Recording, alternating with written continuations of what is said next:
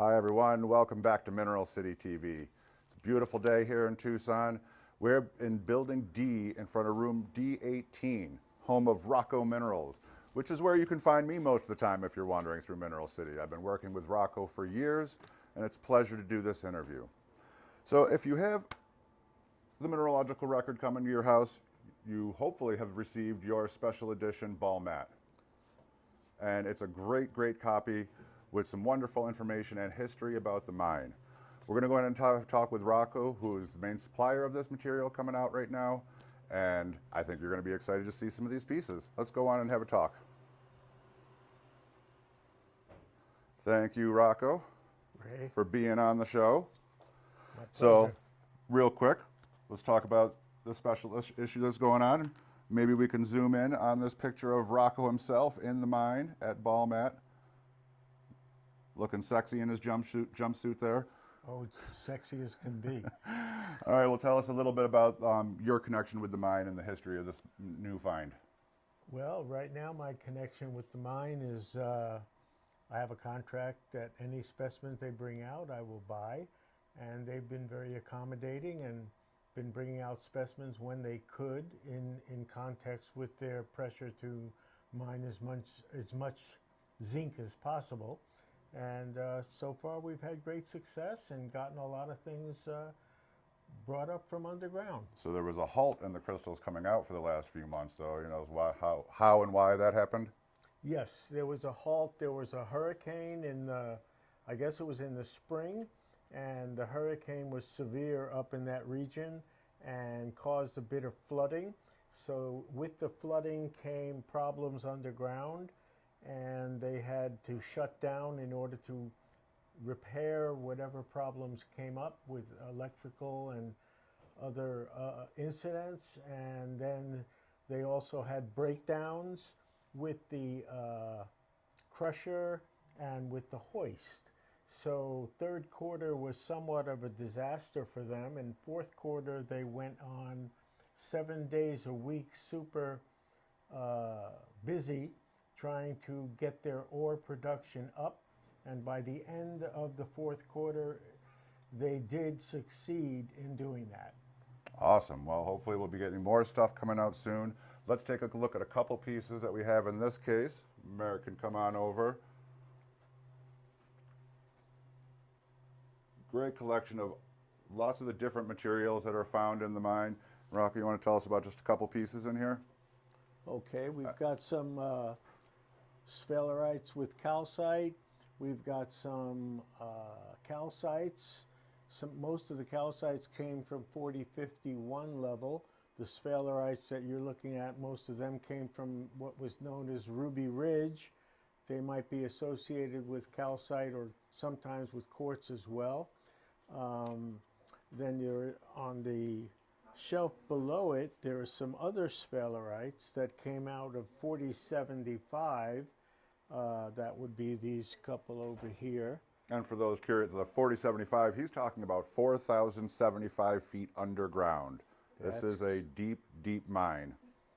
That's correct. And as Marek moves the camera, you'll see there's a couple of anhydrite crystals that pop up in the video right there, and one next to it too.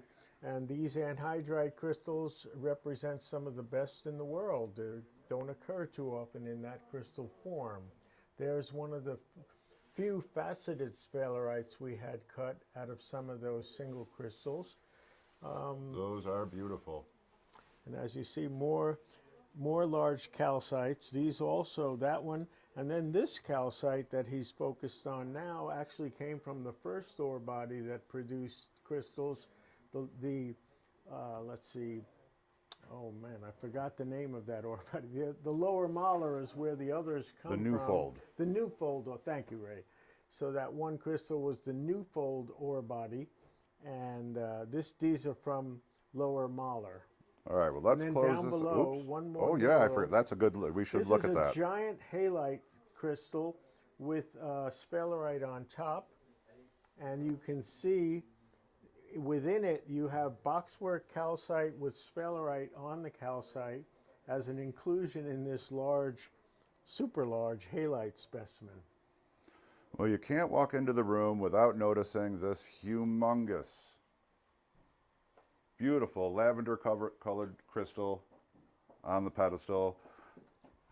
Just to give you an idea how big it is, there's my giant hand behind it. It is huge. Do we know how much this weighs? Roughly 100-pounder. Almost 100 pounds on this guy. The color, condition, just an amazing piece. One of many large pieces that have come out of the mine. Which we have to give them a lot of credit for going down and bringing them out. It's of no well, it is some economic benefit, but not like what they get out of their ore production. The zinc. All right, well, as we walk over to the other case over here to look at some very special pieces, maybe Mara can just scan the cases here and show, you know, it's not just calcites here, there's worldwide specimens, and Rocco also being known as the Herkimer man for many, many, many years. It's a great Herkimer selection. So, but over here, we're going to take a walk over here. So, Rocco, these are some special pieces. They are, yes. Some of the larger, great, high-quality calcites. One of the largest high-quality sphalerite that I've seen. So let's take a look at that one just for a moment, because this is the largest piece from this pocket. Just huge crystals, incredible luster, with the calcite and quartz matrix. Outstanding. Now, a few of these pieces in here came right out of your personal collection, didn't they? Yes, yes, and one in particular was a large calcite with 2 intact terminated barite crystals from the 4051 pocket. Super heavy, but hopefully you guys on the camera can see this crazy zoning inside the calcite. And then here's the barites, what Rocco was talking about. You can see the zoning inside that crystal is phenomenal. You're also getting a look at how it can look different in different lightings. There's up at top here, you have white light and red light. And under the warmer light, you get that nice purple color, which is more reflective of the daylight, how it would look. Whereas if you put clear LEDs on it, it washes out some of that pink color. I'm holding in my hand now another piece that Rocco pulled out of his personal collection.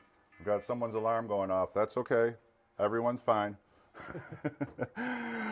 Another piece of sphalerite from the pocket we just showed you a piece from earlier.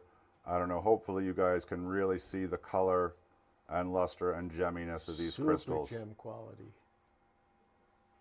Absolutely amazing. And we do have one more piece we want to show you. You saw a couple of anhydrites in the case over there, but not one quite like this. This is a really special piece.